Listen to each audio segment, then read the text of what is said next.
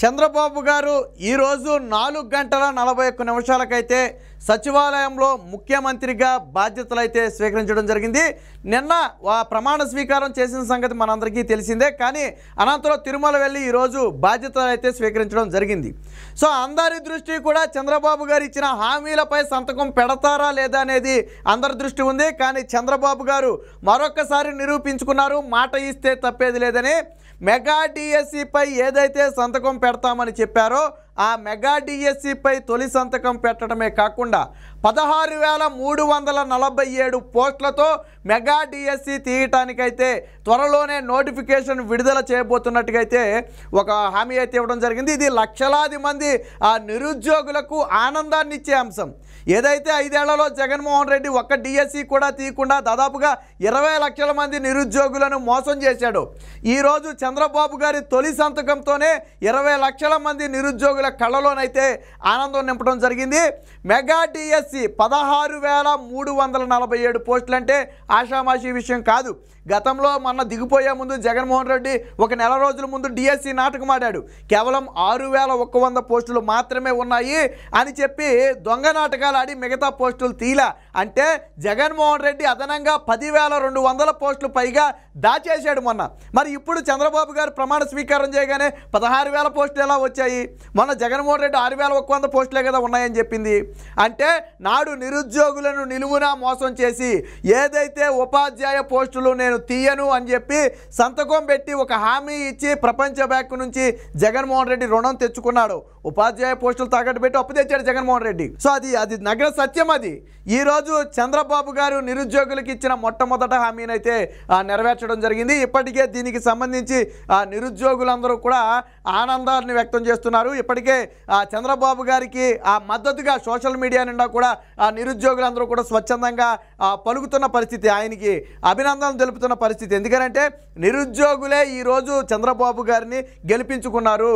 నాడు 2019లో జగన్మోహన్ రెడ్డి 2.4 లక్షల ఉద్యోగాలు భర్తీ చేస్తానని చెబితే, అది కూడా ఏపీపీఎస్సీ ద్వారా భర్తీ చేస్తానని చెబితే నాడు నమ్మి ఓట్లేసిన మాట వాస్తవం, అందులో సందేహం లేదు. ప్రతి 100 మంది నిరుద్యోగుల్లో 90 మంది జగన్కి వేశారు ఓటు. కానీ ఈరోజు ప్రతి 100 మంది నిరుద్యోగులు 100 మంది చంద్రబాబు గారికి వేశారు.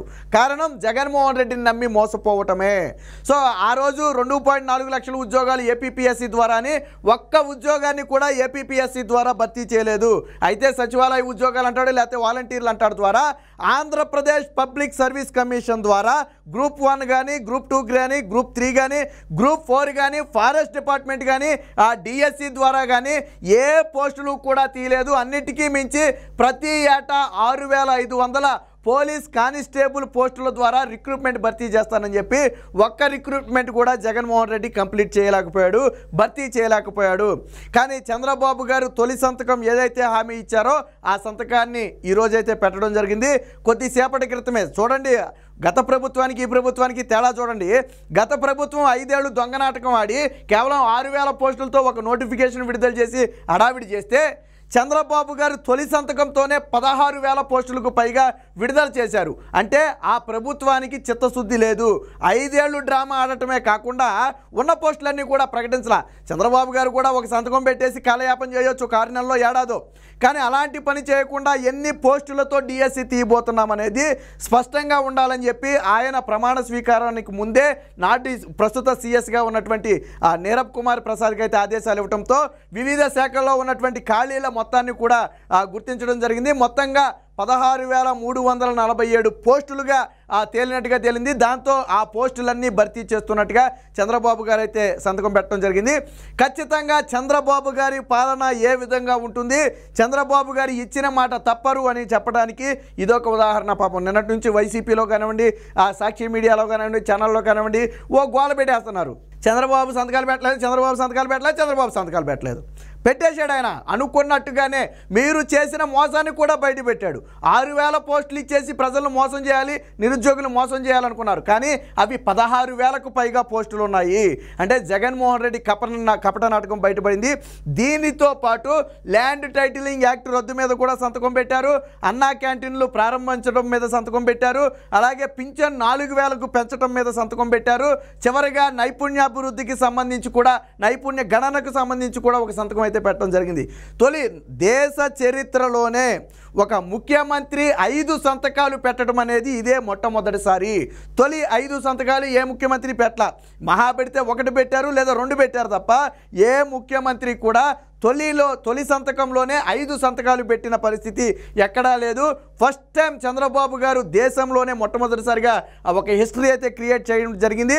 అన్నట్టుగానే ప్రజల ఆకాంక్షకు అనుగుణంగా ఈ ప్రభుత్వం నడుస్తుంది అనటానికి ఇది ఒక ఉదాహరణ. జగన్మోహన్ రెడ్డి ప్రజా వేదిక పడగొట్టి పాలన ప్రారంభిస్తే చంద్రబాబు గారు ప్రభుత్వ ఉద్యోగాలు ఇస్తూ తన పాలన ప్రారంభించారు.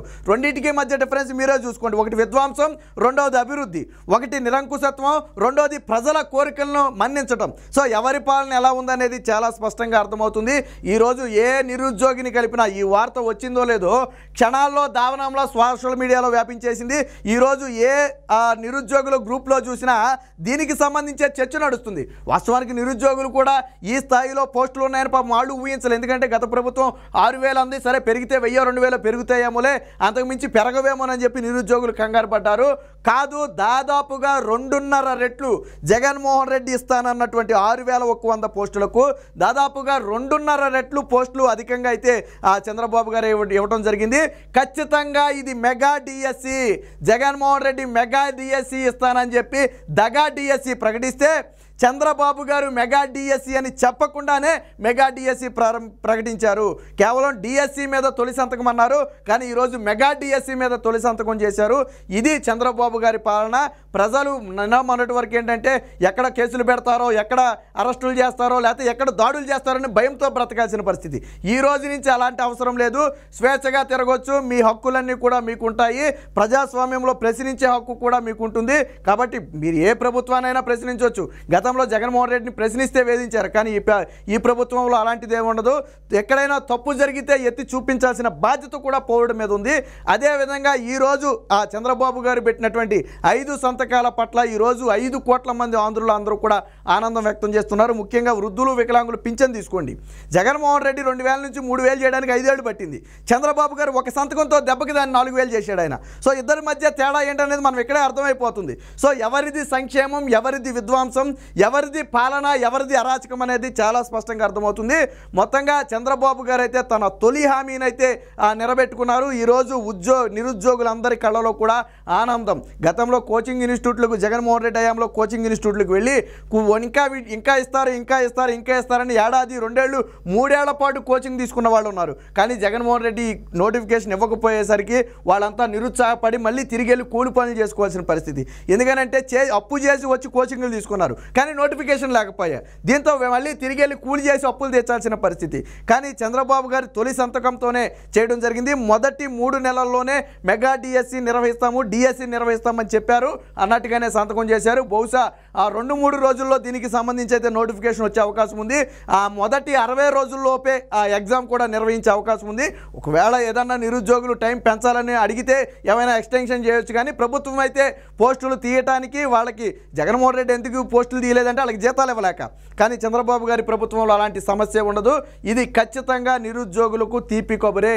చంద్రబాబు గారి ప్రభుత్వం మాట నిలబెట్టుకుంది అనడానికి ఈ మెగా డిఎస్సిపై తొలి సంతకమే ఒక ఉదాహరణ.